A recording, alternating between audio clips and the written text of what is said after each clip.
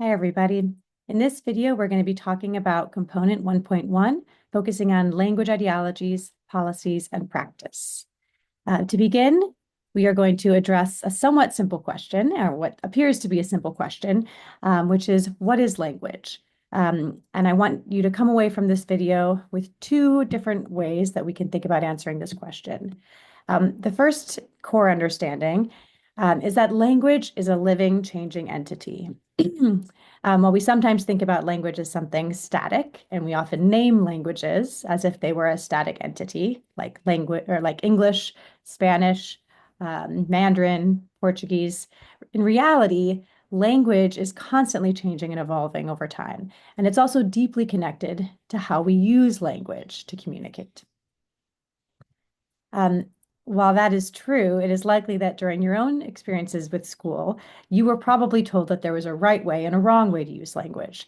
And it is true that all languages have rules and norms for how we match sounds to letters, how we structure sentences, and how we communicate our ideas.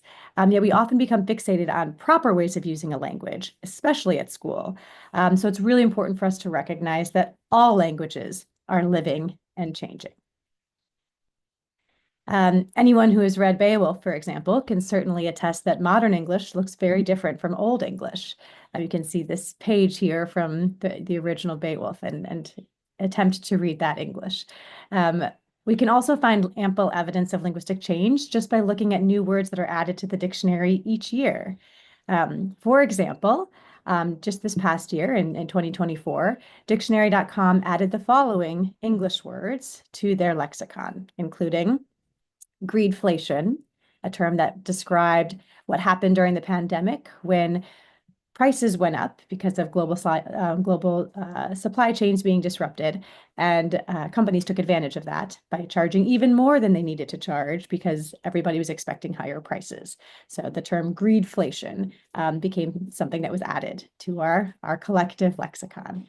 The word mid, which is a way that many young people today refer to something that is meh or kind of average or below average. And one of my favorites, girl dinner, or kind of a small assortment of different foods that put together make up a meal, right? So language is constantly changing. These are three new ways of talking about the world around us that were recently added to the English dictionary. And this also extends beyond vocabulary. So the ways in which we put sentences together, our grammatical rules are also not fixed. In the latest APA guidelines, you can see here that they endorse the singular they now as a singular pronoun. While a decade ago, when I was teaching students, I told them that his or her was the right way to refer to a singular subject. So saying everyone should bring his or her book to class, not everyone should bring their book to class. So this reflects some shifting societal understandings about how we think about gender identity, which is then translated into how we think about proper speech and writing. And we can also apply this, of course, to other languages beyond English. A brief foray into the Spanish that's used across Spain and Latin America will also show that there's no unified way of using Spanish. I found this example fascinating when I was living in South America, because in every country that I spent time in, I learned a new word to describe pen. In Mexico, pluma is commonly used, whereas in Spain, bolígrafo or boli is preferred. Ecuadorians, especially the Quiteños that I met in Quito, use esfero. Chileans use lapis pasta. Guatemalans prefer lapicero, and the list goes on and on. And so it was always striking to me that so much linguistic diversity emerged for just a very simple word, right? A simple object. And the answer, of course, is that language, again, is not static. All languages continue to evolve and change. And it's important to know that they do so in ways that are often tied to conquest, to trade, and especially recently to technology. And that gets us into our second important point about language, which is that language is intimately connected to power. Language and the way that languages change and which languages or language varieties are seen as desirable are not neutral, right? They're intimately connected to relations of power. We can see this clearly when we look at what has become identified as a standard language and what varieties are relegated to being considered dialects. A good example of this is so-called Standard American English, which is really just one variety of English, and specifically a white middle-class variety of English, whereas other varieties of English, such as African American Vernacular English, which is also called Black English or Black language, are equally legitimate and rule-governed languages, but are often not seen as such. And I often like to point out that Ave, or Black English, is actually in many ways more complex than English, than Standard American English, because of all of the different ways, the nuanced ways that they use tense, that this language uses tense.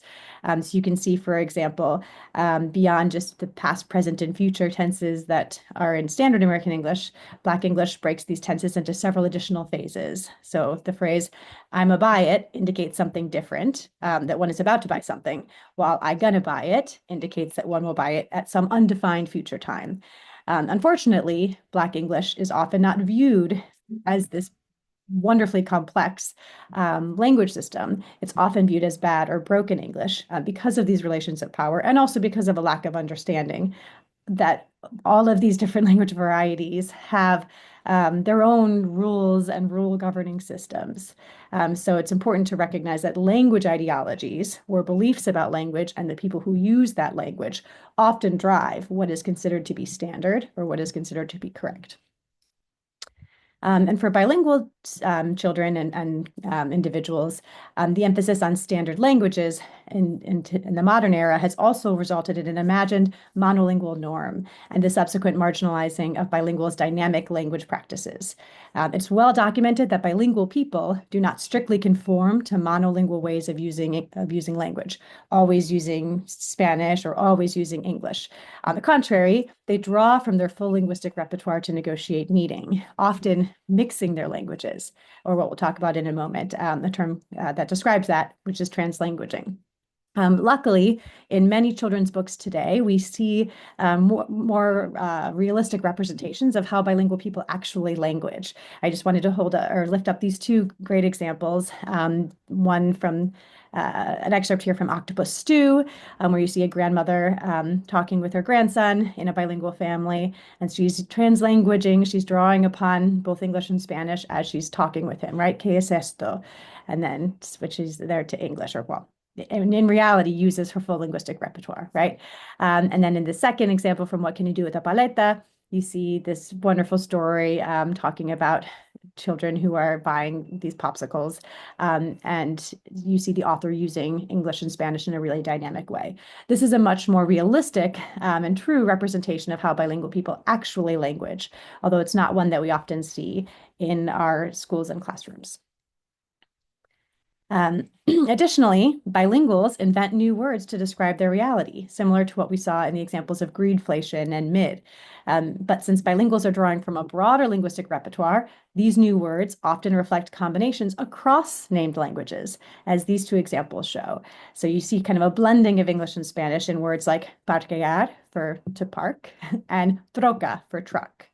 However, because language is intimately tied to power, these examples of linguistic creativity are often not viewed as such, with some perceiving these as examples to be bad or incorrect Spanish, rather than reflecting the reality of a living and evolving language. And you will learn more about translanguaging in later modules, but I wanted to briefly explain kind of what this perspective is, because we know, again, that the reality of bilingualism is not double monolingualism.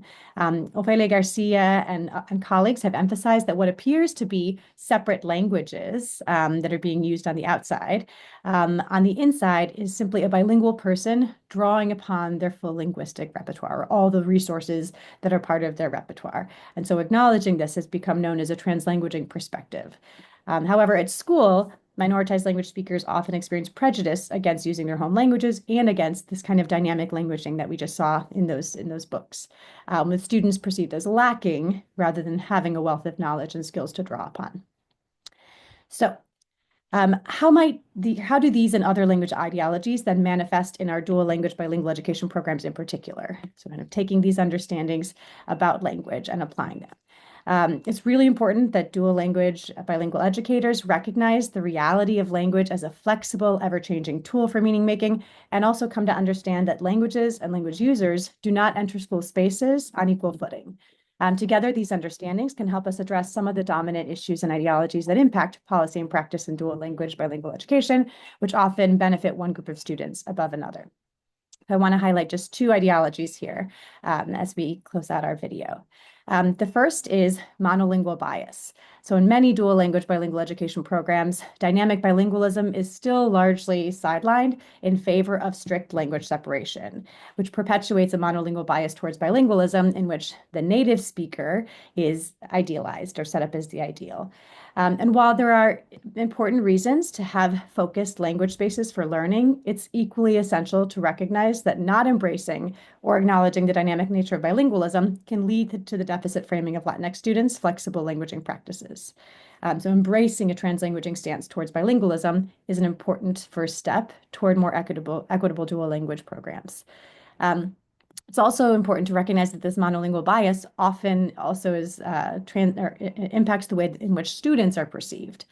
So students are often talked about in terms of their language dominances, right? So native English speakers and native Spanish speakers, for example, so that there's a range of language proficiencies in the classroom. And while this can be helpful to make sure that you have students who come into the classroom with different language strengths, it can also narrowly define who students are, which can impact how they see themselves and also how they perceive others.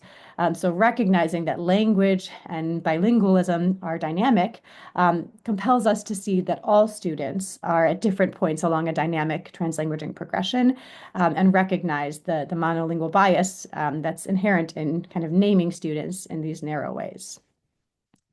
The second ideology that is often prevalent in dual language bilingual contexts is English hegemony. And hegemony is another word for dominance. Despite efforts to privilege minoritized languages in dual language programs, we still see the struggle. Many programs are still struggling to combat the hegemony of English.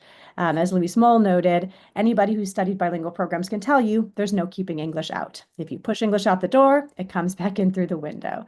And I often like to think about English in the way that John Swalls described it as the T-Rex of the linguistic world, right? It is so dominant, not only in the US, but around the world.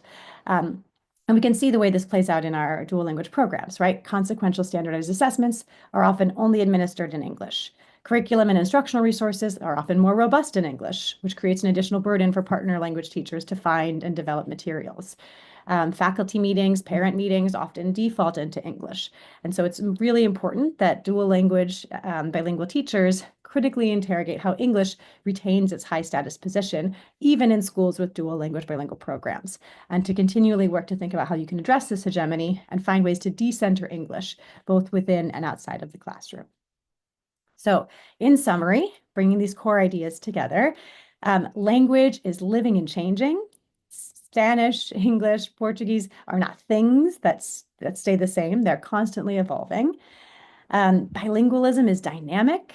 So another way to say this is taking a translanguaging perspective, recognizing that bilingual people do not always use their languages in monolingual ways. They can perform monolingually when the situation calls for it, but lived bilingualism is much more dynamic. Language is deeply connected to relations of power. So people and languages do not enter spaces on the same footing, and it's important to think about that in relation to our programs.